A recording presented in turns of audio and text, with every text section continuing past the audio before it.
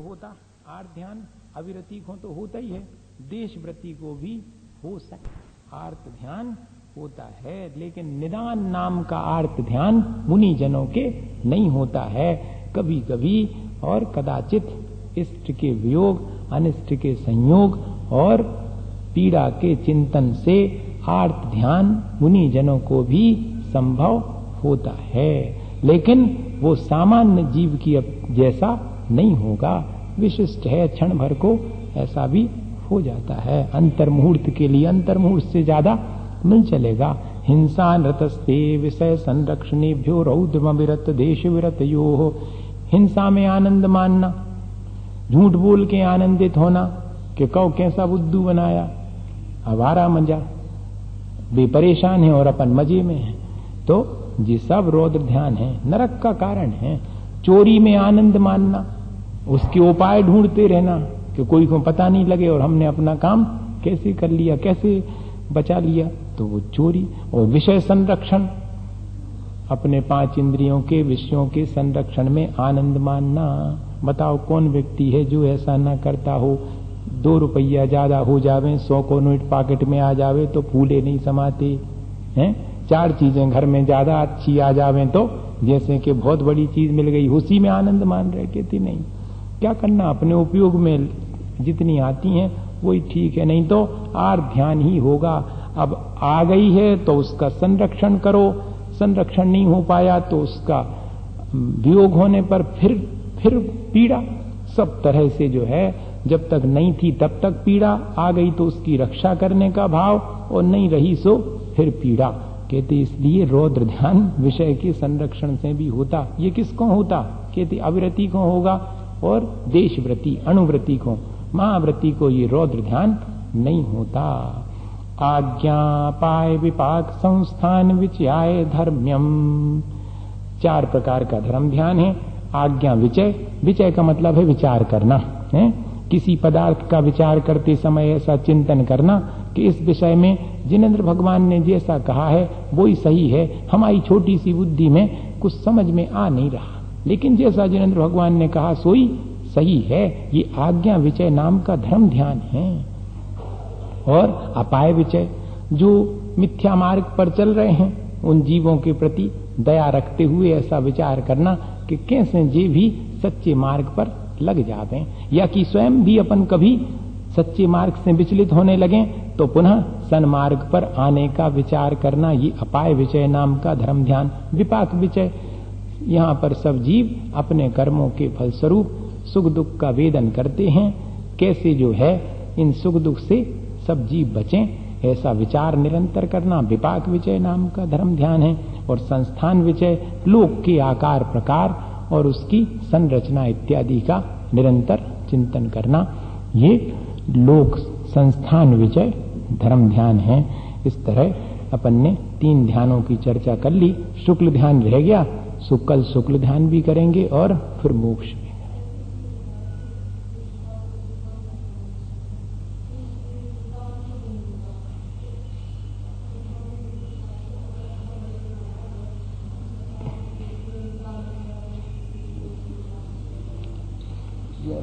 साधु अवस्था में निदान किया, ऐसा आता है।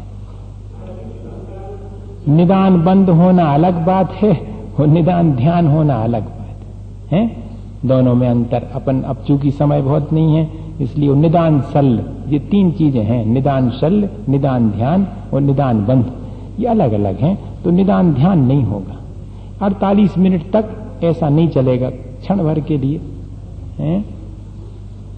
और कुछ कह रहा था कोई? धर्म ध्यान शुक्ल ध्यान मिथ्या दृष्टि को नहीं, सम्यक दृष्टि को ही होगा। संसारी जितने भी जीव हैं, घर गृहस्थी में आर्त ध्यान रोध ध्यान ही होता है। धर्म ध्यान तो थोड़ी देर को, जब सच्चे देवगुरु सास के चरणों में आ गए, ऐसे बैठे हुए हैं, धर्म सभा में बैठे हैं, थोड़ी देर को धर्म ध्यान हो गया, और बाकी तो 24 घंटे आर्त ध्यान रोध ध्यान है। इसलिए वर्तमान में तो आर्त ध्यान रोध ध्यान से बचने का उपाय ही करते रहना चाहिए संसार से बचना हो तो। धर्म के अवसर जहां मिले सो वहीं पर। अब तो धर्म ध्यान के नाम पर भी आर्त ध्यान रोध ध्यान होने लगा। देख लो अपन कैसा आर्त ध्यान होता है, नहीं होता। प्रतियोगिताएं होती, उसमें क्या होता, आर्त ध्यान ही तो होता। जी आ गए भी हार गए, हार जीत उते भी लगी है, उते भी आर्त ध्यान है। अगर हार गए, हमारा नाम नहीं आ पाओ तो तकलीफ है, संकलेश है, वहीं बैठे बैठे। बहुत अगर देखें तो धर्म ध्यान तो बहुत अल्प है, थोड़े ही समय के लिए धर्म ध्यान होता है, फिर भी भावना तो रखनी चाहिए। मिथ्यात्मना रह गए थे। ध्यान 4 प्रकार का होता है, आर्त ध्यान, रौद्र ध्यान, धर्म ध्यान और शुक्ल ध्यान। आर्त ध्यान रौद्र ध्यान तो संसारी सभी जीवों को निरंतर चलता है। उस आर्त ध्यान रौद्र ध्यान से बच करके और हम चाहें तो धर्म ध्यान कर सकते हैं वर्तमान में, और उस धर्म ध्यान के फलस्वरूप भी अपने आगामी भवों को बहुत अल्प बना सकते हैं। धर्म ध्यान के माध्यम से भी आचार्यों ने लिखा है कि कोई जीव धर्म ध्यान पूर्वक जीवन बितावे और सल्लेखना पूर्वक मरण करे तो उत्कृष्टेन 2-3 बहुगहनानी जघन्येन 7-8 बहुगहनानी। जघन्य से 7-8 भाव में मोक्ष चला जाए और उत्कृष्ट से 2-3 भाव में भी मोक्ष जा सकता है मात्र धर्म ध्यान के फलस्वरूप। इसलिए ऐसा मान करके और उदास नहीं होना चाहिए कि वर्तमान में शुक्ल ध्यान नहीं है, हमारा कल्याण कैसे होगा। धर्म ध्यान से भी कल्याण हो सकता है, होता ही है। फिर वह धर्म ध्यान ही आगे जाकर के शुक्ल ध्यान में निमित्त बनता है। कोई कोई आचार्य, अधिकांश आचार्य 10वें गुण स्थान तक धर्म ध्यान ही मानते हैं, 11वें गुण स्थान में जाकर के और फिर शुक्ल ध्यान 11वें 12वें गुण स्थान में होता है। इसलिए धर्म ध्यान अपने लिए हमेशा करते रहना चाहिए। आर्त ध्यान रौद्र ध्यान से बचने का उपाय सिर्फ एक ही है, वरना तो 24 घंटे कोई भी क्षण ऐसा नहीं है जिन क्षणों में धर्म ध्यान नहीं किया। इसका मतलब है कि आर्त ध्यान रौद्र ध्यान नियम से किया ही होगा, ये पक्का है। जिन क्षणों में धर्म ध्यान कर लिया वे क्षण उतने भर आर्त ध्यान रौद्र ध्यान से बचने के हो गए। आज अपन शुक्ल ध्यान की चर्चा करते हैं। शुक्ले चाद्य पूर्व विदा। आदि के जो शुक्ल ध्यान है 2, शुक्ले चा आद्य। आदि के जो शुक्ल ध्यान है, वैसे शुक्ल ध्यान जो है वो 4 हैं, पर उसमें आदि के 2 शुक्ल ध्यान हैं वो पूर्व विद के होते हैं। पूर्व का ज्ञान होना चाहिए। मतलब पूर्व का ज्ञान किसको होगा? अपन ने श्रुत ज्ञान के भेद करे थे, उसमें द्वादशांग को अंग प्रविष्ट माना है। उस द्वादशांग के आखिरी दृष्टि प्रवाद नाम के अंग के भी 5 भेद हैं, प्रथमानुयोग, चूलिका, सूत्र, पूर्वगत और परिकर्म। तो उसमें से जो पूर्वगत है उसके 14 भेद हैं।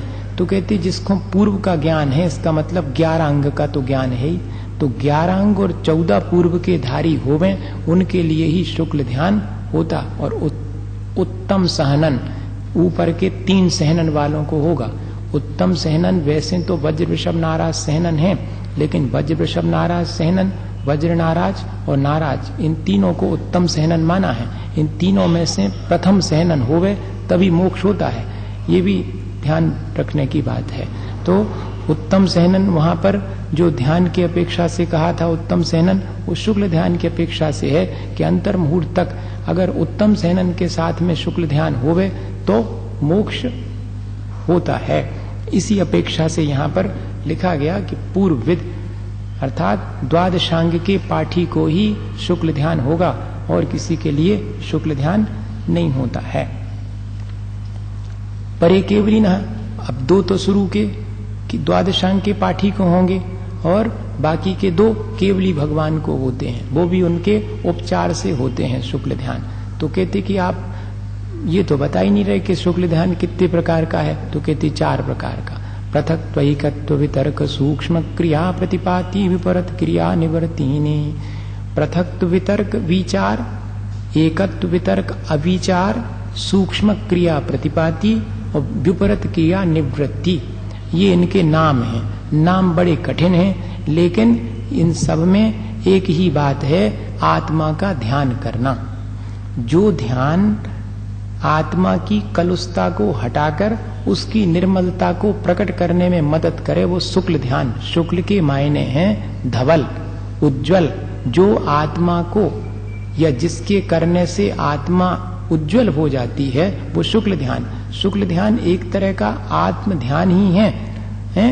तो आत्म ध्यान भी अलग अलग ढंग से किया जाता है। अपने पास मन वचन काय की सामर्थ्य है, अपने पास जो है विभिन्न जो गेय पदार्थ हैं, द्रव्य गुण पर्याय, उन सबको बदल बदल करके भी ध्यान करने की अपने पास सामर्थ्य है। शब्द के माध्यम से भी, एक अक्षर के माध्यम से भी, ये सारी सामर्थ्य का जब अपन उपयोग करके करते आत्म ध्यान है, लेकिन उसको शुक्ल ध्यान कहा गया। इसलिए उसके चारों भेद कठिन नहीं है, अपन को थोड़ा सा समझने की आवश्यकता है कि जब कोई मुनि महाराज, और मुनि महाराज के अलावा तो शुक्ल ध्यान होता नहीं, मुनि महाराज हैं, श्रेणी में चढ़ गए, और श्रेणी में चढ़ने के बाद 10वें गुण स्थान तक शुक्ल ध्यान नहीं है, उसके बाद 11वें गुण स्थान में मोह का उपशम कर लिया है 11वें में, और 12वें है तो मोह का क्षय कर लिया। मोह का क्षय और उपशम काय से होता?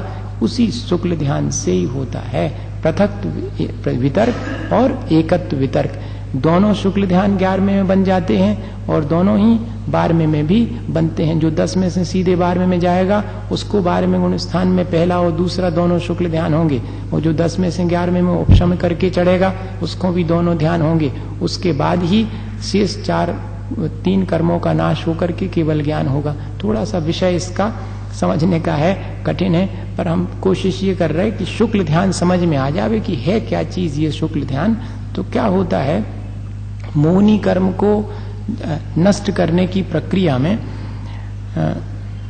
इसको ज्यों कहते हो अगर कहेंगे तो ज्यादा बेटर रहेगा, क्योंकि पृथक वितर्क,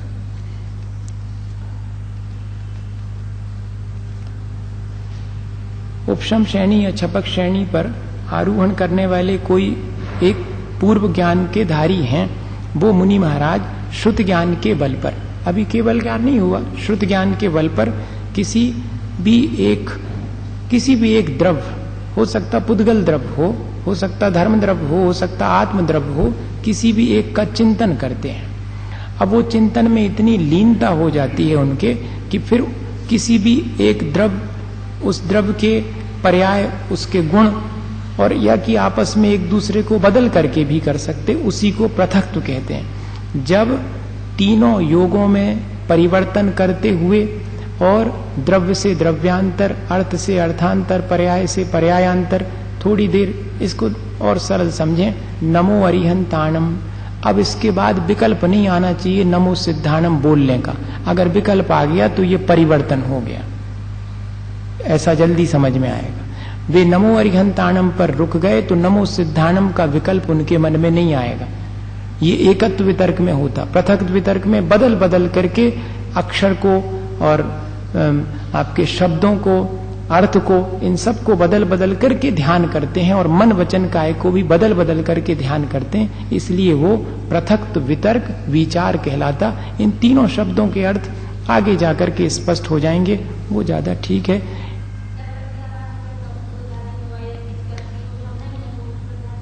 हाँ, उसको ज्ञान शुक्ल ध्यान नहीं हो सकेगा, क्षय उपशम तो जरूरी है उतना श्रुत ज्ञान का है, वो हो जाता है। जैसे कि अष्टपौड़ में लिखा है कि शिवभूति नाम के मुनि महाराज थे, उनको कोई विशेष श्रुत ज्ञान नहीं था, उनको उनके गुरुजी ने नमोकार मंत्र बताए थे, सो वो भी भूल गए थे वे। फिर उसके बाद उन्होंने कहा अच्छा मारूसा मातूसा, अरे राग ने करो द्वेष ने करो, यही मंत्र फेरो। सो वो मंत्र फेरते फेरते भी बिगड़ गया, वो तुस्मास भिन्नम कहने लगे थे। लेकिन जैसे ही उनको क्या होता है कि द्रव्य श्रुत से ज्यादा कार्यकारी भाव श्रुत है, तो वो भाव श्रुत उनको प्राप्त हो गया। द्रव्य श्रुत तो अल्प है, जैसे किसी को ग्रंथों का ज्ञान तो कम है, लेकिन विशुद्धि होने से आत्मा और शरीर अलग अलग है, ऐसा भेद विज्ञान ज्यादा है, तो उसके माध्यम से क्षय उपशम अपने आप होता। उनको भी यही हुआ कि भाव श्रुत उत्पन्न हो गया, भाव श्रुत के माध्यम से बीज बुद्धि नाम की विद्धि उत्पन्न हो गई। सो इतनी सी बात माँ रूसा माँ तूसा उतनी पूरे द्वादशांग के जानने के योग्य शक्ति की प्राप्ति में कारण बन गई।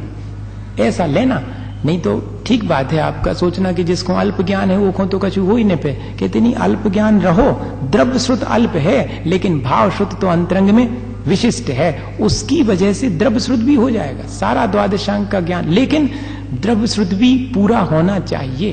भाव श्रुत होने पर द्रव्य श्रुत जब पूरा हो जाएगा तब जाकर के शुक्ल ध्यान, तब फिर उनको अंतर मुहूर्त में शुक्ल ध्यान हुआ, जैसे बीज बुद्धि रिद्धि हुई, सारा द्वादशांग हासिल हो गया बिना पढ़े। यही तो मुख्य बात थी कि कोई ने पढ़ो ही नहीं है द्वादशांग, तो उसको तो हो ही नहीं पाएगा। कहते कोई बात नहीं, भाव श्रुत हो जावे तो बिना पढ़े द्रव्य श्रुत हो गया पूरा का पूरा, और ले अंतर मुहूर्त में जो है शुक्ल ध्यान हो करके और केवल ज्ञान प्राप्त, ऐसा अर्थ ले लेना। ठीक बात है, इसमें भाव श्रुत की मुख्यता है, द्रव्य श्रुत की मुख्यता नहीं है। द्वादशांग के ज्ञान का मतलब यही है कि उनको भाव श्रुत हो गया। ठीक है, त्रयेक योग काय योगा योगा नाम, 3 योग वाले के ही पृथक वितर्क, तीनों योगों का उपयोग करते हैं पृथक वितर्क विचार नाम का शुक्ल ध्यान करने वाले। और किसी एक योग के आलंबन से जो ध्यान किया जाता वो एकत्व वितर्क कहलाता।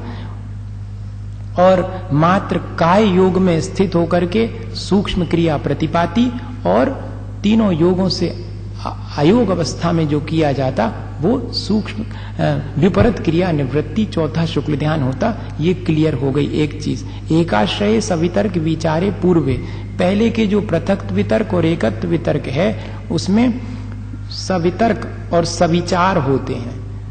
वितर्क किसे कहते हैं?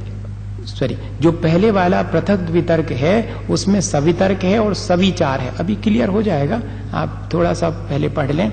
अविचारम द्वितीयम, दूसरा ध्यान में विचार नहीं है, सवितर्क तो है लेकिन अविचार है। तो कहते वितर्क किसे कहते? कहते श्रुतम।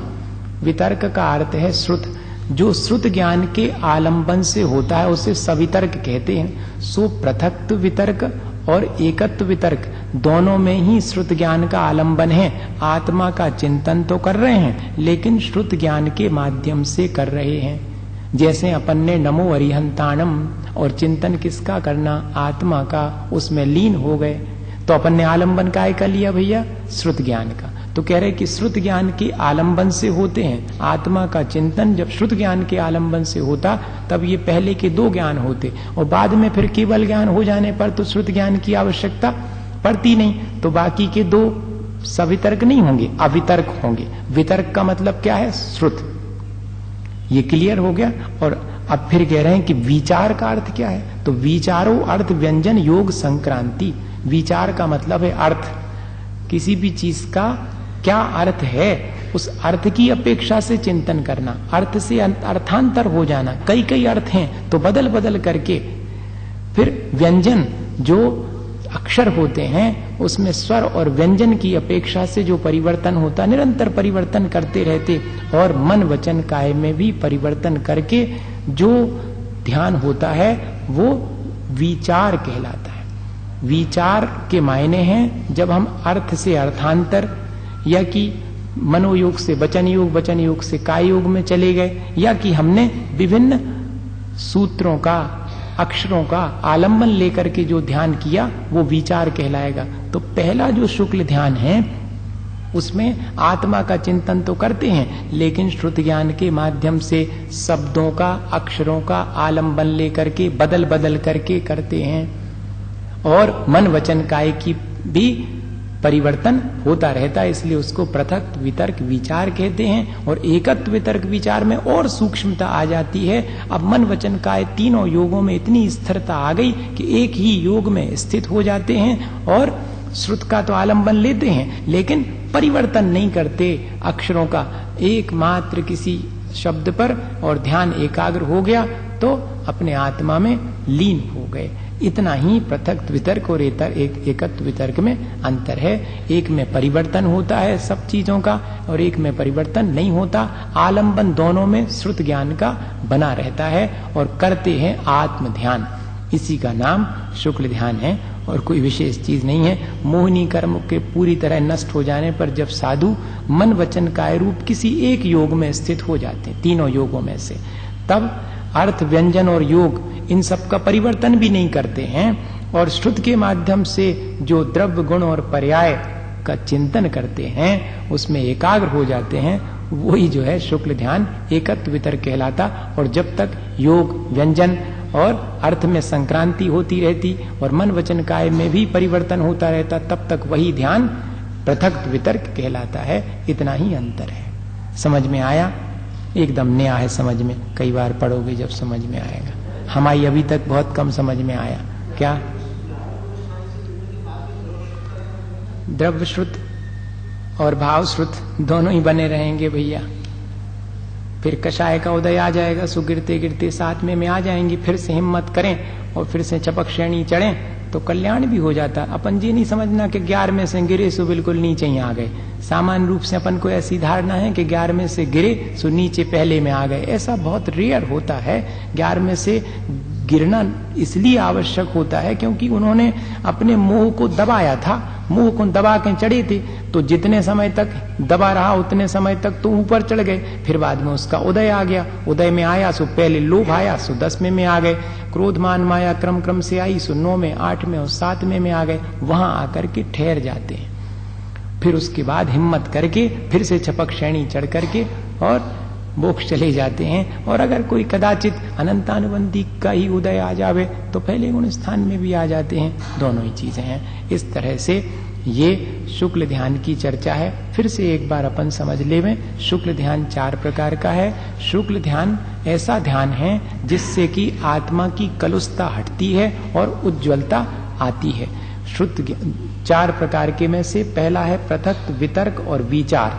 पृथक मतलब अलग अलग, जिसमें योगों का आलंबन लिया जाता है, श्रुत का आलंबन भी जिसमें लिया जाता, और जिसमें अर्थ का व्यंजन का और योगों का परिवर्तन चलता रहता है और ध्यान होता है। उस ध्यान को कहते पृथक वितर्क विचार नाम का शुक्ल ध्यान है। वास्तव में वो आत्म ध्यान, लेकिन होता श्रुत के माध्यम से है। मन वचन काय तीनों योगों में से परिवर्तन होता रहता। उस समय अपन नहीं पकड़ पाते मन वचन काय का परिवर्तन। देखो, हम बोल भी रहे हैं, सोच भी रहे हैं, हाथ भी हिला रहे, तीनों में से किसी एक में स्थिरता हो जावे। अपने तीनों एक साथ नहीं है, एक समय में एक ही योग होता है, लेकिन तीनों में परिवर्तन चलता रहता कि नहीं। अपन पकड़ ही नहीं पाते कि कब मन वचन काय तीनों में परिवर्तन हो गया। कहते ऐसा ही जब वे आत्म ध्यान करते तो मन वचन काय तीनों योगों में परिवर्तन होता रहता।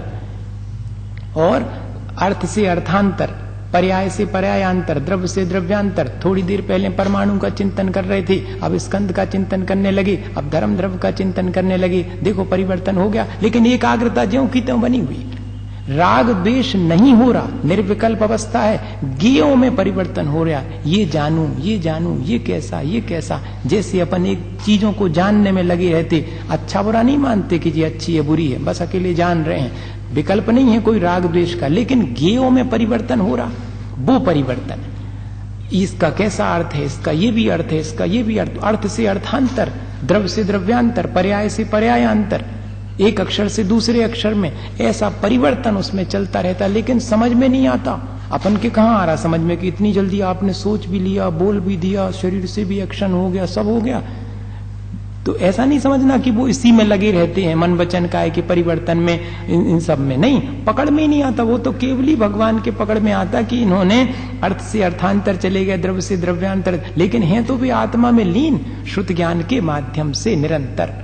दोनों शुक्ल ध्यान में श्रुत ज्ञान के माध्यम से आत्मा में लीन हो जाते हैं। और एक में परिवर्तन होता, दूसरे में परिवर्तन नहीं होता। दूसरे में स्थिरता ज्यादा है, पहले वाले में थोड़ी फ्लेक्सिबिलिटी चलती रहती है। बस इतना ही दोनों शुक्ल ध्यान का है। और बाकी के 2 शुक्ल ध्यान तो केवली भगवान के होते। सब बताओ, केवली भगवान को कब पुरुषार्थ करना, तीनों लोग उनके ज्ञान में झलक रहे हैं, लेकिन अंत में उपचार से, उपचार शब्द है मतलब बहुत उनके लिए कोई इंटेंशनली करना नहीं पड़ता। जैसे अपन को तो इंटेंशनली करना पड़ता है, उनको कोई इंटेंशनली नहीं, वो तो अपने आत्मा में लीन है ही। उन्होंने तो शुक्ल ध्यान का फल प्राप्त कर लिया, आत्मलीनता है उनकी। उसी में जब उनकी आयु समाप्त होने को होती, तब जो है ऑटोमेटिकली ये दोनों सूक्ष्म क्रिया प्रतिपाती वे अपने वचन और मन का दोनों का निरोध कर देते हैं। अपन कहते ना कि भगवान ने योग निरोध कर लिया, समोसरण छोड़ के चले गए, यही तो है।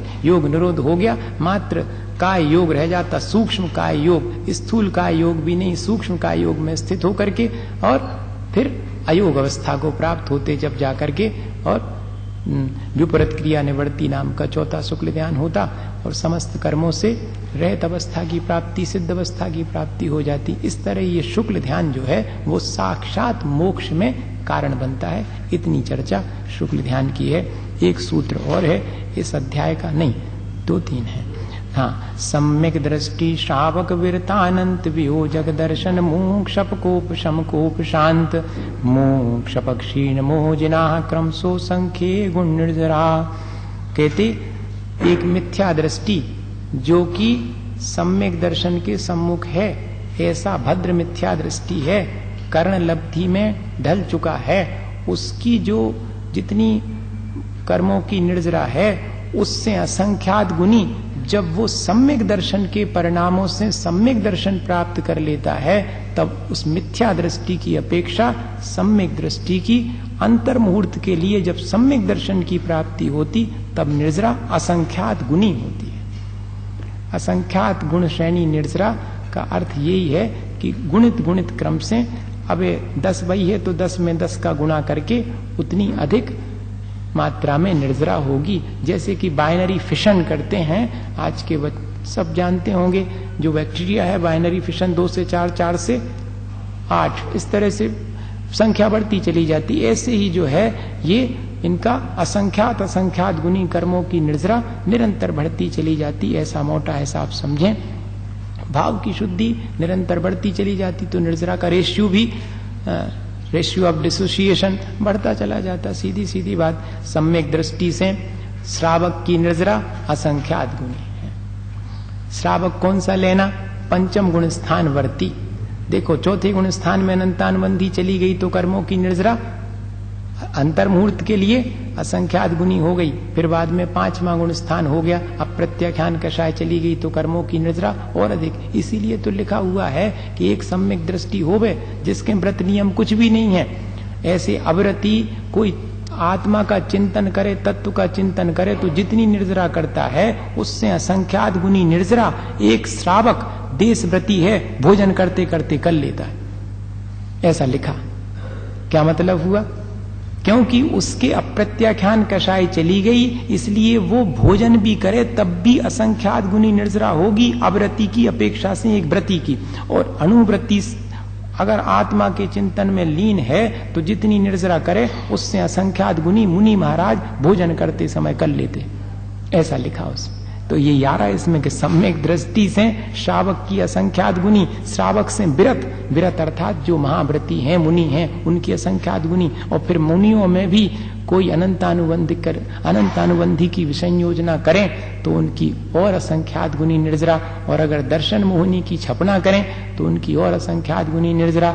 उपशामना छपना तो चौथे गुण स्थान में हो जाती अविरति को भी, और लेकिन उपशामना तो मोहनी कर्म की होगी, वहां जाके 7वें गुण स्थान के बाद उसमें और असंख्यात गुनी निर्जरा होती। और उपशांत मोह हो जाए 11वें गुण स्थान में पहुंच गए, उनकी और असंख्यात गुनी। और अगर कोई छपक होवे तो उसकी जितनी उपशामना करने वाले की ऊपर पहुंच के है उसकी छपना स्टार्टिंग करने वाले की उससे भी असंख्यात गुनी कर्मों की निर्जरा।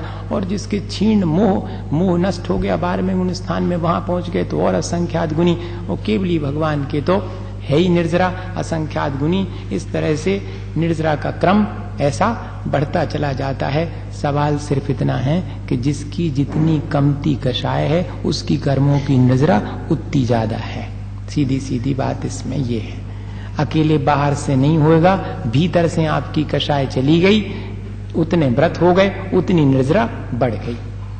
मोटा हिसाब तो इतना ही। जैसे कि सम्यक दृष्टि है उसके अनंतानुबंधी चली गई सो निर्जरा ज्यादा है मिथ्या दृष्टि से। और अगर उसने व्रत ले लिए देशव्रती हो गया, लेकिन देशव्रती का मतलब ये नहीं लेना कि आपने बाहर व्रत ले रहे और भीतर से तो कषाय ज्यों की त्यों बनी रही। महाव्रती का भी ये नहीं समझना कि बाहर से अकेले जो है महाव्रत धारण कर लिए बढ़िया से चर्या कर रहे हैं तो हो गई निर्जरा।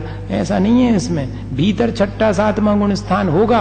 अगर अनंतानुबंधी प्रत्याख्यान कषाय चली गई होगी, यहाँ तो कांटे की तौल वाला हिसाब है, कर्णानुयोग की चर्चा है जी। ये चरणानुयोग और प्रथमानुयोग की चर्चा नहीं है कि आपने बाहर से व्रत ले लिए तो निर्जरा हो ही जाएगी। भीतर में आपके कषाय गई होगी तो असंख्यात गुनी निर्जरा होगी, अन्यथा नहीं होगी। इस दृष्टि से ये कथन यहाँ पर किया गया। निर्जरा का क्रम बढ़ाना हो, यही लिखा है, जिसको कर्म बंधने करने हो वो कसाय ने करे। खत्म। जिसको कर्मों की निर्जरा करने हो सो कसाय ने करे, एक ही उपाय है। और जितनी कषाय उतना कर्म का बंध और उतनी थोड़ी कर्मों की निर्जरा। सीधा पुलाक बकुश कुशील निर्ग्रंथ स्नात का निर्ग्रंथा। किसी भी इसीलिए त्यागी वृत्ति के बाह्य आचरण को देख के न उसकी प्रशंसा करो न निंदा करो, परिणाम देखो भीतर के।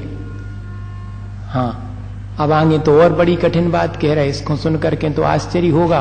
पुलाक बकुश कुशी निर्गंत और स्नातक, ऐसे 5 प्रकार के निर्गंत साधु होते हैं। सो इनका स्वरूप पढ़ो। ये सब भावलिंगी हैं, 6ठे 7वें गुण स्थान में विचरण करने वाले हैं सब, लेकिन इनका बाह्य आचरण देखो। पयाल को कहते पुलाक, ज्यों का त्यों मामला देखना आप। इसलिए बड़ा विचार करने का है इस चीज को। पुलाक नाम के मुनि महाराज भावलिंगी हैं और उत्तर गुणों का पालन बिल्कुल नहीं कर रहे।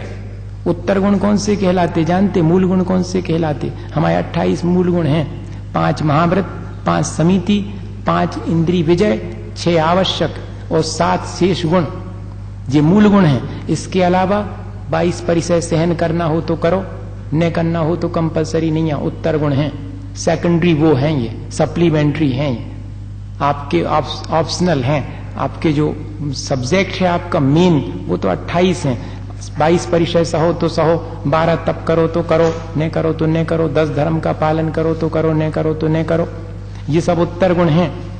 कह रहे कि उत्तर गुण का तो पालन करते नहीं और मूल गुणों में भी दोष लगा देते, फिर भी वे साधु हैं, क्योंकि अंतरंग में उनके कषाय चली गई। मजबूरी वश कभी कभार उनके ये दोष लग जाने पर भी 6ठा 7वां गुण संजुलन की तीव्रता में दूसरे के घात करने के परिणाम हो जाते भैया। लेकिन कितनी देर? अंतर्मुहूर्त के बाद ज्यों के त्यों। हाँ, इसलिए इससे ये नहीं लेना अपन, इससे शिथिलता का पोषण नहीं कर रहे। इससे ये लेना कि कोई अगर बाह्य क्रिया देख करके निर्णय लेवे कि ये सच्चे साधु हैं कि झूठे हैं, तो ये तो बात बनती नहीं। बाह्य क्रिया किसी की बिल्कुल मिथ्या दृष्टि की इतनी बढ़िया बाह्य क्रिया होती कि घानी में पेल देवे तो उफ नहीं करे। उस सम्यक दृष्टि हो, मच्छर काटे तो कहे अरे मच्छर काट रहो, तो अपन देखेंगे कि इनकी क्या साधना है, कच्चू साधना नहीं, मच्छर नहीं सहन कर पा रहे हो। वे देखो उनको घानी में पेल दिया तो भी चुप रहे, तब भी कहां तक जाते? 9वें ग्रेवियक तक। और ये जो है सम्यक दृष्टि है तो उनका मोक्ष हो जाएगा और वे अकेले 9वें ग्रेवियक तक जा पाएंगे, भले ही आप बाहर से खूब अच्छी तपस्या करो। कहने का आशय ये है कि बाह्य आचरण महत्वपूर्ण नहीं है। यहाँ पर करनान योग की पद्धति में तो जितनी आपकी कषाएं भीतर की गई होंगी उतने हिसाब से आप बड़े हो।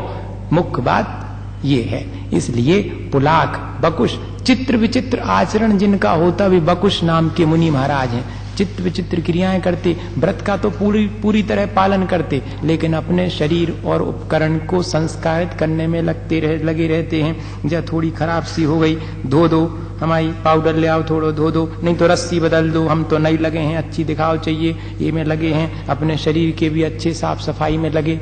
अब आप कहोगे कि कैसे महाराज हैं जी, लेकिन ध्यान रखना वो कह रहे हैं कि ये भावलिंगी हैं। हो सकता है शरीर में और उपकरण के प्रति अभी आसक्ति बची हो, और इतना ही नहीं, रिद्धि और यश की इच्छा होती जिनके अंदर, और अपने परिकर अर्थात अपने अन्य साधुओं के प्रति जिनके मन में बहुत अनुराग रहता है, ऐसी स्थिति भी बाहर में दिखाई पड़ती है, फिर भी वे भावलिंगी मुनि महाराज हैं, निर्ग्रंथ कहलाएंगे। ये बकुश नाम के हैं।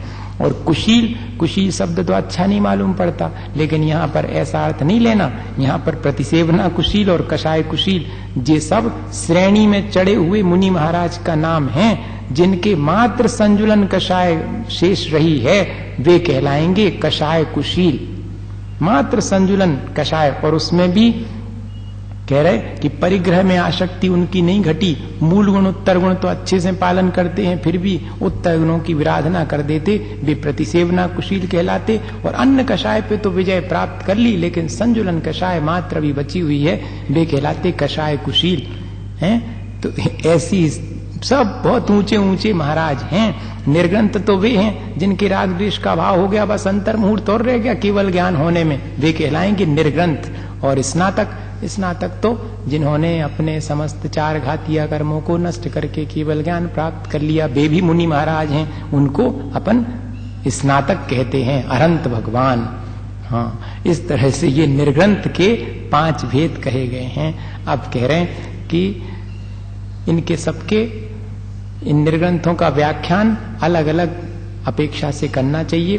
संयम श्रुत प्रतिसेवना तीर्थ लिंग लेशोपपाद स्थान विकल्पतः साध्या। संयम की अपेक्षा से ये जो 5 प्रकार के निर्ग्रंथ हैं, इनमें अलग अलग है। पुलाक, बकुश और प्रतिसेवना कुशील, इनके सामायिक और छेदोपस्थापना चारित्र 2 ही संयम होते हैं। कषाय कुशील के तो यथाख्यात के सिवाय 4 संयम हो जाते, और जो शेष जो बचे निर्ग्रंथ और स्नातक, इनके एकमात्र यथाख्यात चारित्र होता है। सामायिक चारित्र किसको हो सकता? 6, 7वें गुण स्थान के बिना सामायिक चारित्र नहीं हो सकता। जो पुलाक और बकुश हैं, जिनका अपन ने वर्णन पढ़ा, जो बाहर में दोष उनके लगते हुए दिखाई पड़ते हैं, वे भी जो है सामायिक और छेदोपस्थापना संयम वाले हैं। और फिर श्रुत की अपेक्षा देखें तो उत्कृष्ट से पुलाक, बकुश और कुशील ये अभिन्न 10 पूर्व के धारी हो सकते हैं। कषाय, कुशील और निर्ग्रंथ तो 14 पूर्व के पाठी होते हैं। और पुलाक के लिए अगर ज्ञान हो कम से कम तो आचार वस्तु मात्र, आचार वस्तु कहते 5 महाव्रत 3 गुप्ती, इतना, या 5 समिति 3 गुप्ती का ज्ञान होना, ये जो अष्ट प्रवचन मात्रिका है उतना ज्ञान मात्र होता है कम से कम। बकुश और कुशील और निर्ग्रंथ, इनके लिए भी अष्ट प्रवचन मात्रिका मात्र ज्ञान होता है, और उनका भी कल्याण हो जाता। स्नातक तो सर्वज्ञ हैं ही। प्रतिसेवना किसे कहते? पुलाक 5 महाव्रत और रात्रि भोजन, इन 6 में से किसी एक व्रत में दूसरे के दबाव या बल के कारण विराधना कर देते हैं। कई उदाहरण भरे हैं, लेकिन वे अच्छे नहीं लगते सुनाने में, इसलिए नहीं सुना रहे। प्रथमान युग में सैकड़ों उदाहरण हैं, इसके बाद भी उसी भाव से मोक्ष चले गए। हाँ, ये भी ध्यान रखना। तो इसलिए इसमें कि 5 महाव्रत हैं, इन 5 महाव्रत और रात्रि भोजन त्याग, इन बड़े व्रतों में भी दबाववश राजा इत्यादि के दबाव में आकर के उन्हीं जनों को और बहुत सारी बातें करनी पड़ती थीं, फिर भी वे अपना फिर क्षण भर के बाद अंतर मुहूर्त में तो विचलित हुए, उसके बाद पुनः अपने आत्मा में स्थित होकर के प्रसेनजित नाम के मुनि महाराज का उदाहरण प्रसिद्ध है। थोड़ी देर पहले 2 लोग निकले, भगवान महावीर स्वामी के समर्चरण में जा रहे थे। उनने कहा, काय के महाराज अपने लड़का को राज्य दे के आ गए, अब मंत्रियों ने उस पर कब्जा कर लिया। इतनी बात सुनते ही उनके मन में आया कि मंत्री और मेरे साथ ऐसा करता, मेरे बेटे के साथ मैं होता तो एक एक को ठीक कर देता। लो, आ गया मन में विचार। अत्यंत राजा तो थे, बलशाली थे, मुनि बन गए थे, लेकिन जैसे ही उन्होंने ध्यान में ही ऐसी मुद्रा करी कि मैं होता तो एक एक को ठीक कर देता, तो जैसे ही यहां पर हाथ गया, कहते हैं मुंडित केश, अरे मैं तो मुनि हूं, फौरन परिणाम शांत हो गए। क्षण भर को परिणाम आए और शांत हो गए। उतने में भगवान से पूछा कि वे महाराज ऐसी मुद्रा में क्यों थे? इस समय आयु बांधे तो कहां जाएंगे? कहते 7 में नरक जाएंगे इस समय आयु बांधे तो। और अगली बार पूछी कि कहां जाएंगे, तो कहने सर्वार सिद्धि। क्यों? परिणाम फौरन बदले, सर्वार सिद्धि। और 5 मिनट नहीं हुए और देवों के बाजे बजने लगे। अरे भगवान क्या हुआ? कहते उन्हीं को केवल ज्ञान हो गया। अब बोलो परिणाम, अगर परिणामों की चर्चा करनी है तो प्रथमान योग में देखो कि क्षण भर में क्या होता। अपन तो क्षण भर देख करके फौरन विचलित हो जाते कि अरे कैसा है। किसी भी जीव की निंदा नहीं करना, इससे ये शिक्षा लेना, क्योंकि हो सकता अगले क्षण उसके परिणाम संभल के और वो आपसे ऊपर निकल जाए और आप निंदा ही करत और अपनों कल्याण करत। इसलिए ये सब चीजें इसी दृष्टि से अपन को अध्ययन करना चाहिए। बकुश के तो उपकरण, अच्छे अच्छे उपकरण चाहते हैं, उनकी साथ संभाल करते रहते हैं, उसमें लगे रहने से उनके प्रतिसेवना हो जाती। शरीर बकुश अलग हैं, शरीर की सेवा में लगे रहते, प्रतिसेवना कुशील मूल गुण की यथावत रक्षा करते। पर उत्तर गुण की विराधना करते हैं। निर्ग्रंथों के द्वारा विराधना तो होती नहीं। तीर्थ की अपेक्षा देखा जाए तो 5 प्रकार के मुनि महाराज सभी तीर्थंकरों के तीर्थ काल में होते हैं। लिंग की अपेक्षा से देखा जाए तो भावलिंग की अपेक्षा से सभी निर्ग्रंथ भावलिंगी हैं। द्रव्यलिंग की अपेक्षा से सबके अलग अलग शरीर है, इसलिए भेद हो गया। लेशा की अपेक्षा से 3 शुभ लेशाएं होती हैं पुलाक के। बकुश और प्रतिसेवना के 6 लेशाएं हो सकती हैं। इसमें लिखा है कि उपकरण और भीतरी आसक्ति के कारण कदाचित आर्त ध्यान होने पर 6 लेशाएं अशुभ लेशा भी हो जाती। अशुभ लेशा नहीं होती तो द्विपायन मुनि महाराज को तेजस विक्रिया रिद्धि का प्रयोग नहीं होता। शुभ लेशा में प्रयोग करेंगे तो जीवों का कल्याण होगा, और क्रोध के वशीभूत होकर के लेशा उसका प्रयोग कर दिया रिद्धि का तो 12 योजन की द्वारका जल गई। गुण स्थान छठा बना रहेगा, ध्यान रखना, नहीं तो रिद्धि का प्रयोग नहीं हो सकता। रिद्धि का प्रयोग छठे गुण स्थान में हुआ, फिर बाद में जब पूरा प्रयोग हो चुका अंतर मुहूर्त बाद, फिर गुण स्थान गिरे बिना नहीं रहेगा। फिर गुण स्थान, क्योंकि अंतर मुहूर्त तक कषाय रह जावे तो गुण स्थान गिरेगा ही।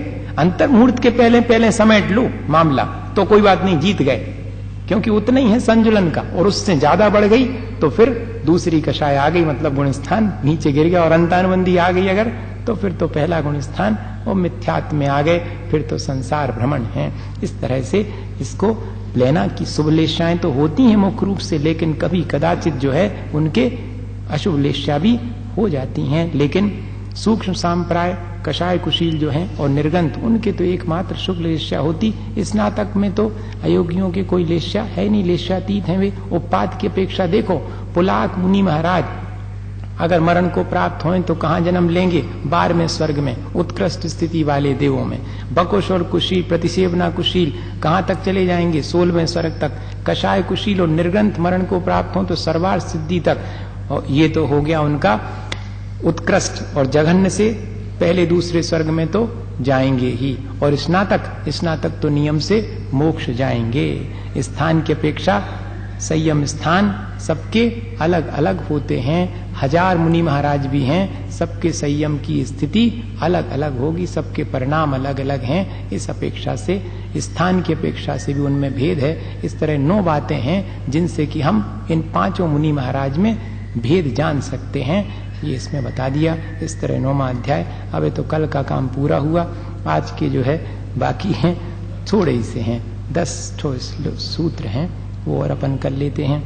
मोक्षयाच ज्ञान दर्शनावरणांतराय शयाच केवलम, मोह के क्षय से और ज्ञानावरण दर्शनावरण और अंतराय के क्षय से केवल ज्ञान होता है। अरे सीधा लिख देते कि 4 कर्मों के अभाव से होता है तो सूत्र छोटा हो जातो।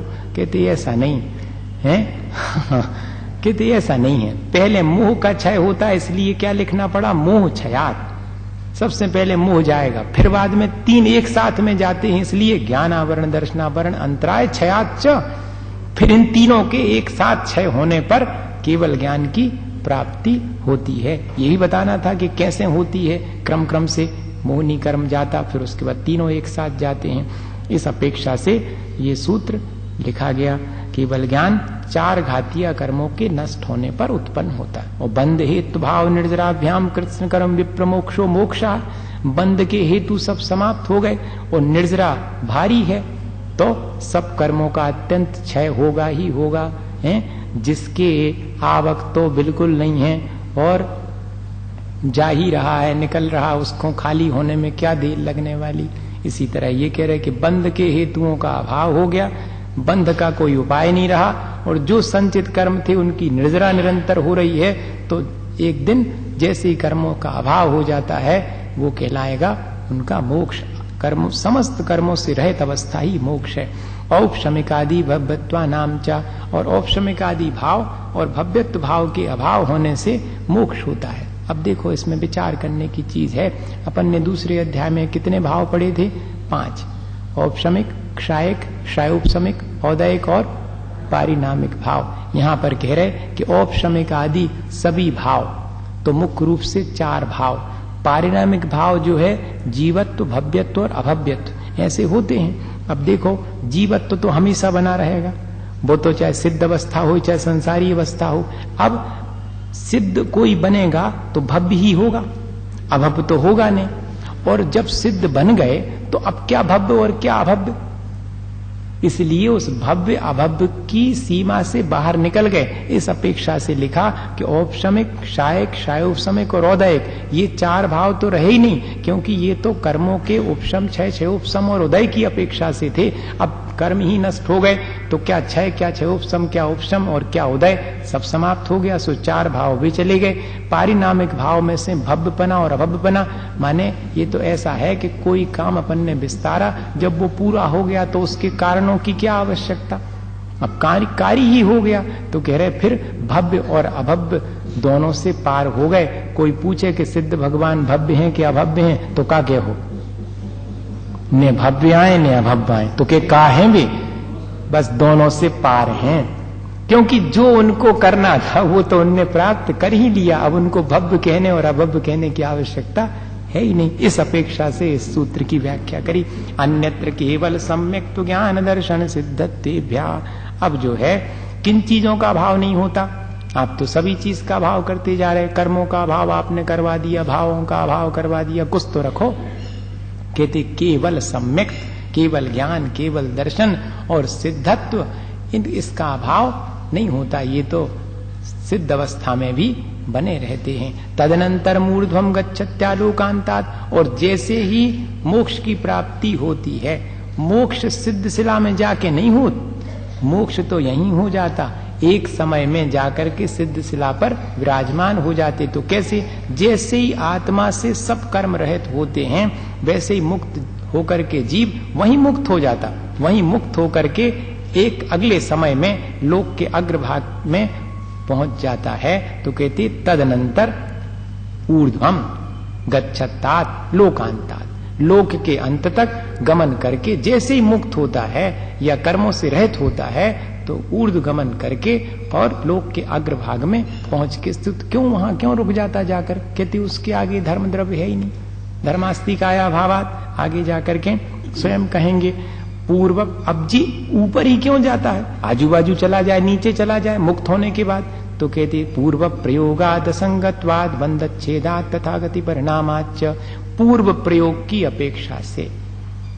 और उसका उदाहरण और पढ़ लें दूसरे सूत्र में, आविद कुलाल चक्रवत व्यपकत लेपा लावुब एरंड बीज बदग्नि सिखावच। जैसे कुम्हार अपने चक्र को घुमाता है पहले और फिर बाद में छोड़ देता, तब भी बहुत देर तक घूमता रहता है, ये कहलाता पूर्व प्रयोग। और संगत छेदात या असंगत्वात, संग का अभाव होने पर, जैसे कि तुमड़ी पर अगर मिट्टी चढ़ा दो तो पानी में डूब जाती, और नीचे डूबी और धीरे धीरे मिट्टी गली सो अपने आप पानी के ऊपर आ जाती। असंगत्वात, जब तक आत्मा में कर्म लगे थे सो संसार में थी, और जैसे ही कर्म हटे सो अपने आप कहां जाएगी, ऊपर की तरफ ही। जैसे तुमड़ी ऊपर की तरफ जाती है, इसी तरह से। और स्वभाव होने, और अब दूसरे नंबर नहीं तीसरे नंबर पर क्या कह रहे हैं, बंधच्छेदात, बंध के छूटने पर। जैसे कि एरंड का बीज होता है, एक इतना मोटा इतना रहता जी, ये उसको क्या कहते हैं, अंडी का पेड़ होता, उसमें इतने इतने फल लगते, फिर बाद में वो चटक जाता। चटकने पर उसके भीतर जो है इतने से बच्चे लोग खेल करते, पकड़ लेते, फिर फूंक मारते, कलाना फिर हमारे यहाँ ऐसे उड़ा देते उसको। वो क्या है, वो एरंड का बीज है, उसके बीच में काला काला रहता और उसमें चारों तरफ ऐसे रोए रोए लगे रहते हैं। तो वो पहले तो बंद रहता उसमें से, जैसे ही वो चटकता है तो सारे उसमें से निकल करके और ऊपर की तरफ उड़ जाते। कहते ऐसे ही जो है आत्मा में से कर्म जैसे ही रहित होते हैं, उनके बंधन से छुटकारा पाता तो सीधा ऊपर की तरफ उड़ जाता है। और तथागति परिणामाच, और उसके स्वभाव की वजह से।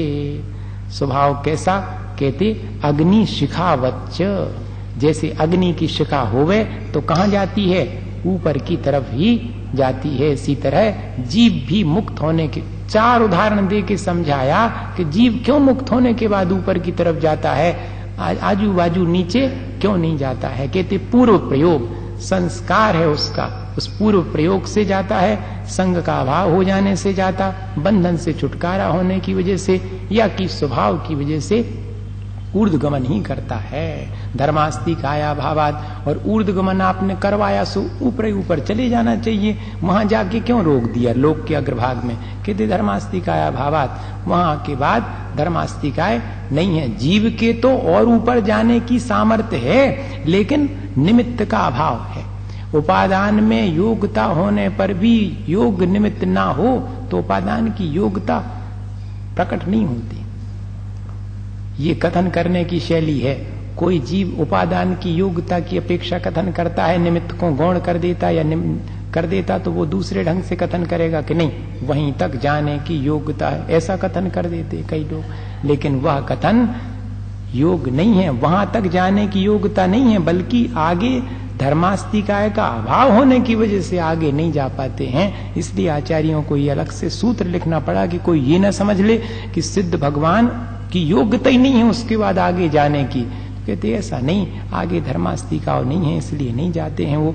क्षेत्र काल गति लिंग तीर्थ चारित्र प्रत्येक बुद्ध बोधित ज्ञानावगाहनांतर संख्याल्प बहुत्वतः साध्या।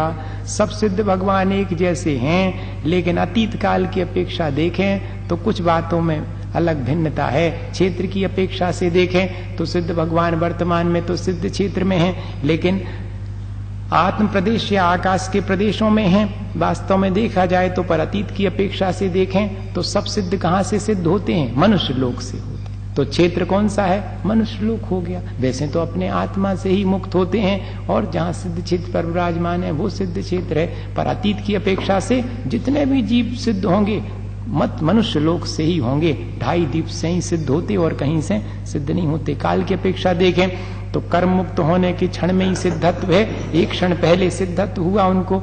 और अतीत की दृष्टि से देखें तो अवसर्पणी उत्सर्पणी काल में जन्मे जीव ही सिद्ध होते। जहां काल का परिवर्तन है वहां भी वहीं सिद्ध होंगे, जहां काल का परिवर्तन नहीं वहां सिद्ध नहीं होते। भोग भूमि से कोई सिद्ध नहीं होता, कर्म भूमि में ही जहां काल का परिवर्तन है। जहां चौथा काल हमेशा बना रहता वो भी काल परिवर्तन में शामिल है, ध्यान रखना। अपने यहाँ तो पहले से छठा, छठे से फिर पुनः पहला, इस तरह परिवर्तन होता। विदेश क्षेत्र में भी चौथा काल हमेशा बना रहता है, सो उसको भी कर्म भूमि में शामिल किया गया है। वहां भी उत्सर्पणी अवसर्पणी जैसा तो नहीं होता, वहां हमेशा चौथा काल बना रहता है।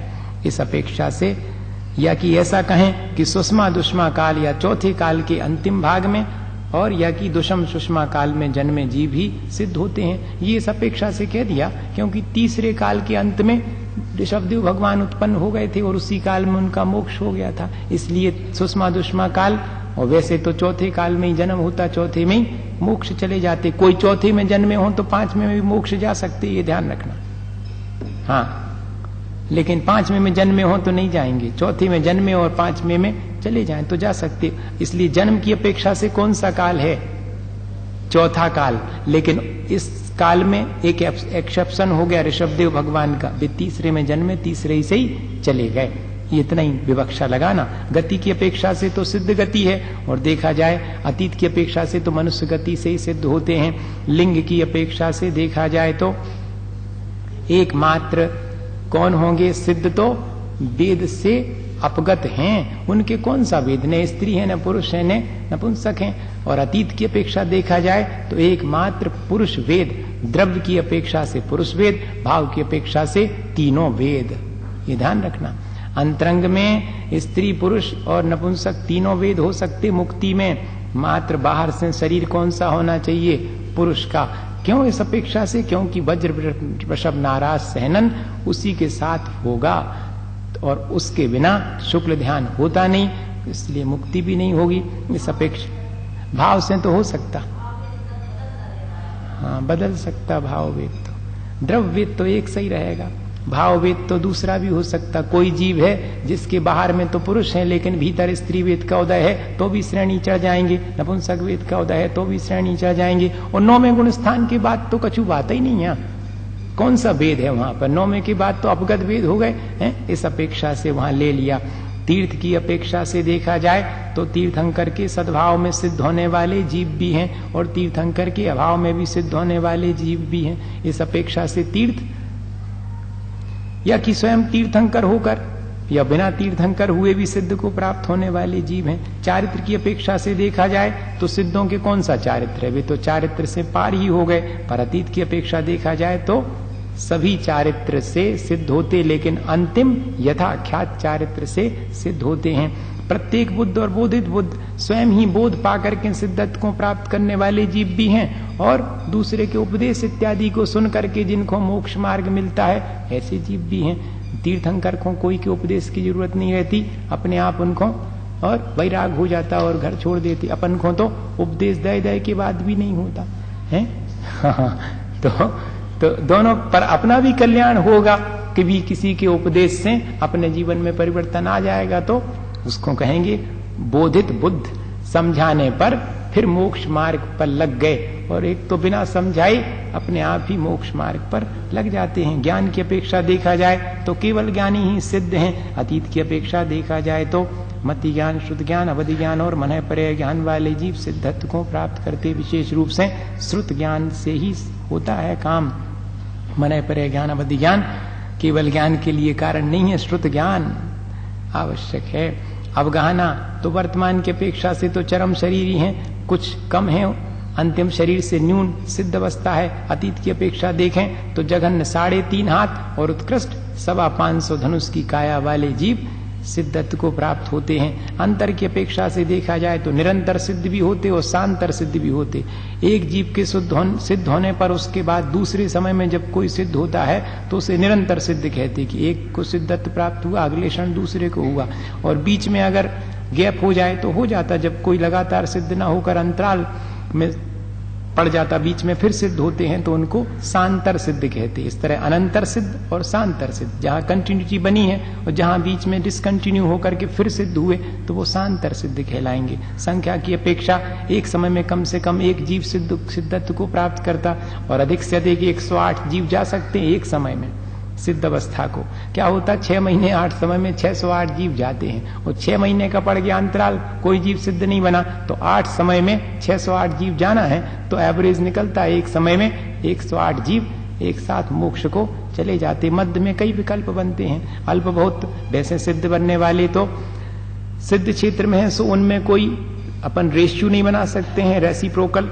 लेकिन अगर अतीत की अपेक्षा देखा जाए तो जन्म सिद्ध और संहरण सिद्ध इन दोनों में अल्प बहुत बन जाता है। जिस क्षेत्र में जन्मते हैं वहीं से सिद्ध हो जावे तो उसको कहते जन्म सिद्ध, और अन्य क्षेत्र में जन्मे और जीवों को अपहरण करके दूसरे क्षेत्र में अन्य क्षेत्र में ले गए, वहां से सिद्ध हुए तो वो संहरण सिद्ध कहलाते।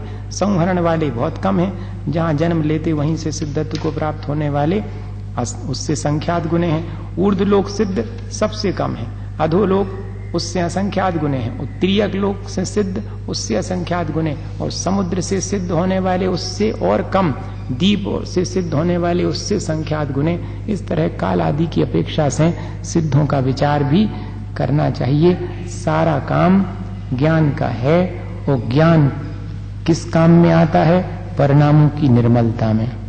अपन तो इतना ही जानते हैं, भले ही सारा काम ज्ञान का हो, लेकिन ज्ञान वो है सच्चा जिससे परिणाम निर्मल हों, और परिणाम अगर आपके निर्मल हैं तो सब बातें आसान है, मुक्ति भी आसान है। इसी भावना के साथ बोले आचार्य गुरुवर विद्यासागर मुनि महाराज की